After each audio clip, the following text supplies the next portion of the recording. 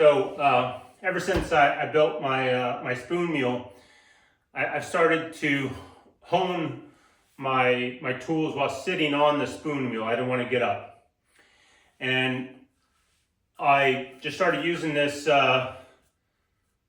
this leather strop that I made for my bench. This has holes in it for clamps, low profile clamps for clamping it right to the bench. It's big because it allows my hands and the handle to clear the bench top.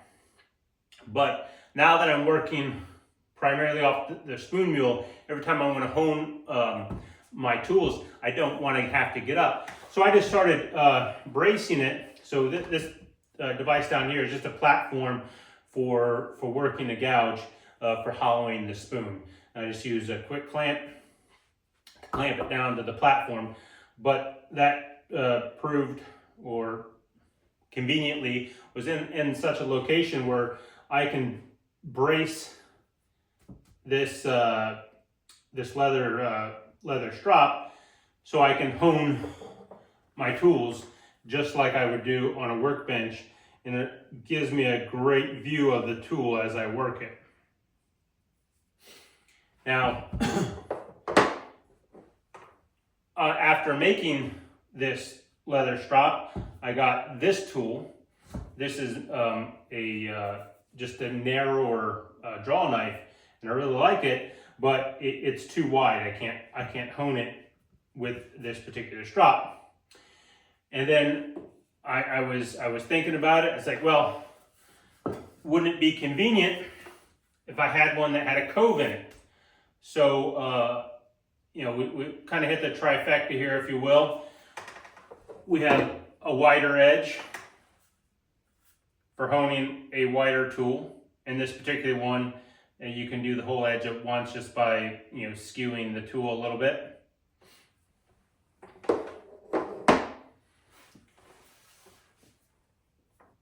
And a narrower spot there for honing this narrower draw knife.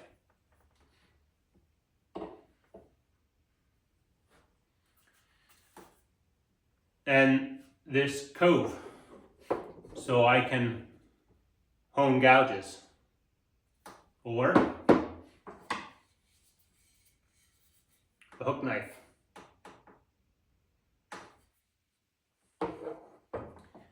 To make this cove, I use a 2-inch router. It's actually elongated in the center, so I ran it through several times to get an elongated area. And I'll show you how to do that. You're gonna need a router table for that, or a friend with one. For the flat surfaces, you'll need, or you'll probably want a joiner. And you know, if the thing wasn't perfectly flat, that's not the end of the world. Although you want it flat from here to here so that you make contact with the tool all the way across. That's the point of having a wider strop. If you had some twist in the wood, it wouldn't be the end of the world. However, when you glue the leather on there, having it be flat, because I'm going to take another piece of wood and put it on top, also run through the joiner, so that you get good even contact. I did make the mistake of using a very thick glue to glue some leather on one of my leather strops in the past, and your tool will kind of dip into some voids, and that's not advantageous. So anyhow, I'll show you how I went about doing that. So 3-sided. If you wanted to put a piece of leather on the 4th side, you could. I don't need it. And again, this is just braced here for this hook knife. It's actually called a TWA cam or something like that. Having that cove just makes it go a little faster. So I'm going to go ahead and get into it and show you how I went about making this.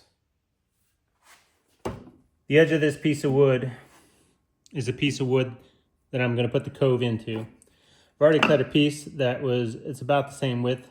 It's a hair off, but this isn't rocket science. So It doesn't have to be too precise. I've already done a test cut. The reason for that is just making sure I achieve the end results that I want. I've set the blade up so that it cuts a 5/16 high cove. It's a 2-inch blade. Something I got off of Amazon. And the closing, I'll kind of show the bit and tell you how much I paid for it from Amazon. Didn't buy an expensive one, just something to get through this job. So I've set the blade up away from the fence so that the blade is outside of center, because we're going to run it through 2 times. Once, turn around, second time.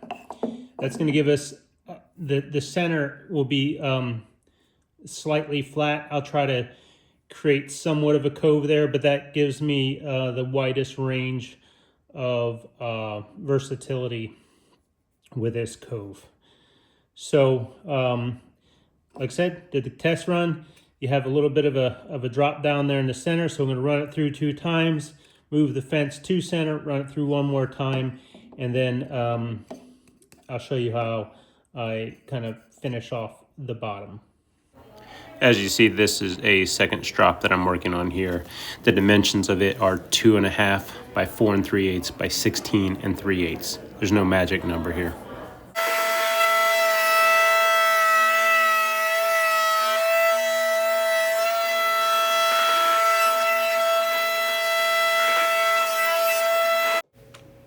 I'm moving the fence so that the bit will cut the high point off the center of the board.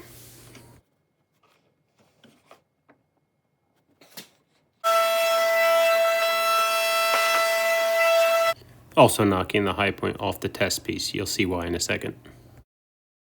This is the router bit I used. I'll put the link in the description. So first I did a test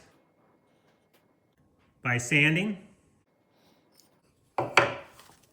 This is a foam pad. It's a backer pad for wood turning. Really, you just need to wrap the sandpaper around something. I'm going to use a piece of 1-inch pipe. It's 3/4 inch pipe, but it's 1 inch diameter, like this. And then I'm just going to sand the bottom. So do it first on the test to make sure that it's giving you the finished result that you want. And then go ahead and sand it on your final piece. This first piece of sandpaper is 80 grit.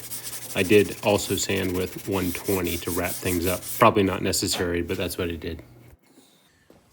What I don't think you need to do is create a continuous curve, because all your tools are not the same. So that gives you a little tighter radius on the ends and a little wider radius there in the middle.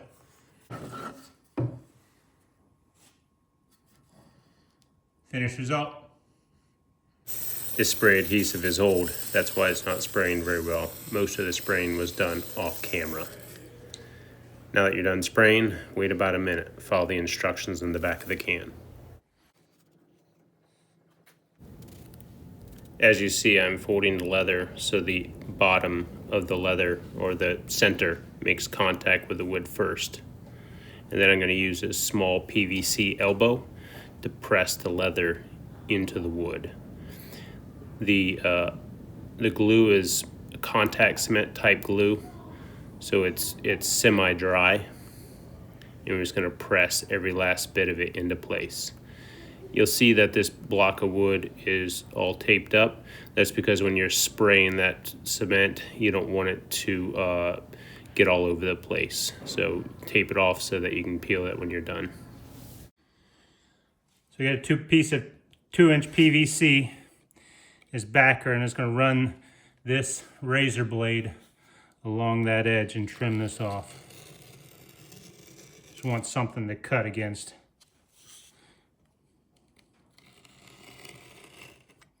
You can do it with a smaller piece of pipe.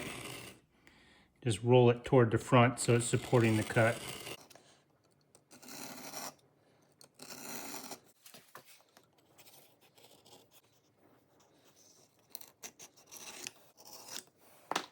Much better job on that side. Here I'm using Titebond 3. I want it to be a waterproof adhesive. Leather is oversized. Just Make sure. this board has been made flat by running it over a joiner. So we get nice, even contact. In fact, both boards have been flattened by running them over a joiner.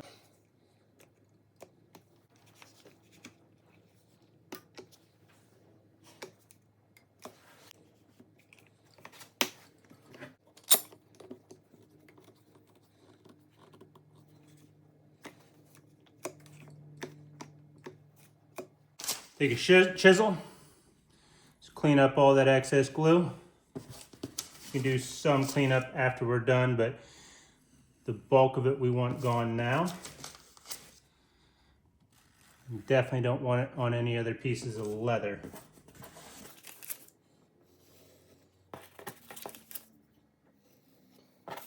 So I got a piece of leather glued onto this block, so we're going to go ahead and trim that flush to the block. Of course, it's easier to oversize the leather than trim it to size once it's glued on. Got a piece of polycarb underneath to act as like a cutting board. You can do whatever you want there. That's just kind of a preference of mine. I got it laying around, so I use it. I'm using an OFA utility knife, and it has a long flexible blade, so I can kind of flex it, kind of cut more in the downward direction versus at an angle, but that's not crucial.